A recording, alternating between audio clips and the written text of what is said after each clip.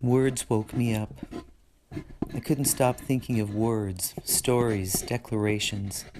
Since childhood, I've been able to shut the words up and use pictures as language. So much faster, easier to remember smells, sounds, feelings without having to find the words. The pictures collapse one on top of the other, and the story becomes a stream of images and feelings I can feel in my body. Feelings that live in my neck, in my shoulders, my hands, and mostly my chest. My first reactions, my instincts, live in my chest. The words that woke me up were all about beauty. I have asked myself what were my first memories of beauty, and since then these two images, short movies, keep coming to the front of my mind. First, I can see dust suspended in a shaft of sunlight shining into a living room from a high window. I remember fixing my gaze on the floating specks of dust, glistening in the sun for long periods of time. The second image is me, as an infant, staring up at the sparkling sunbeam. I'm outside of myself. I see my baby self with eyes wide open, squirming a bit like babies do before they can crawl or even roll over.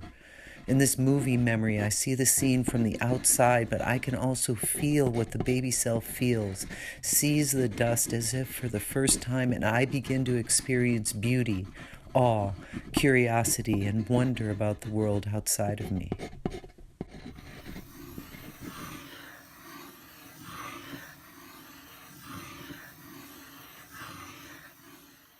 Start with a simple piece of paper.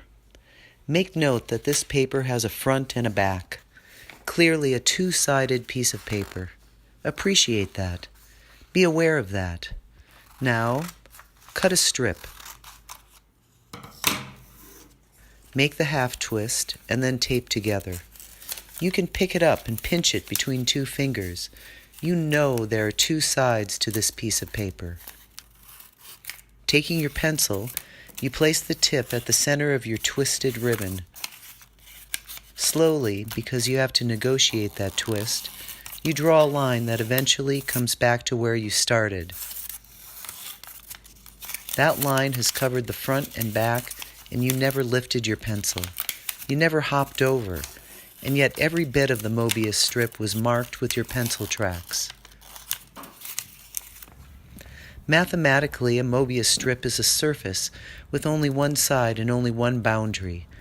The Mobius strip has the mathematical property of being unorientable, not able to orient yourself, because of the twist. When you return to your starting point, you find yourself facing in the opposite direction. Klein bottles are Mobius strips made from a tube instead of a strip. It is another one-sided surface which, if traveled upon, could be followed back to the point of origin while flipping the traveler upside down. As I walk the streets, I sometimes imagine that I am tracing a path around a Mobius strip. I walk down a street, and at some point something changes, and I can't even tell you exactly when or find the right words to describe the difference. But at some point, everyone agrees that things have changed, that it's not like it used to be. It's the same street, but nothing's familiar. You start to wonder if you're at the right place. Did you take a wrong turn? Were you daydreaming and wandered off your path? Where are you? A map is not available. You find yourself in unorientable territory. Every lap around the block brings you back to point A, upside down and inside out. What does that mean when you lose a dimension? What does it mean to travel a one-dimensional surface? Maybe it's not even a surface. Maybe it's just the idea of a surface. Learning about the Klein bottle helps me to imagine space around the traveler that lives in one dimension. I imagine astrophysicists working on visual models of the forces that hold the universe together, and in the middle of a table with people in lab coats standing around is a Klein bottle. The perfect, simple, figure-8 twist that penetrates one side of the tube in order to connect with the opposing side from inside.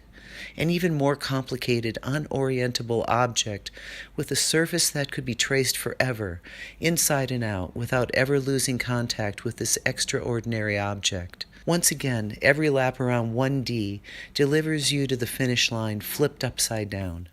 If nature is our model for living, our teacher, what does this mean?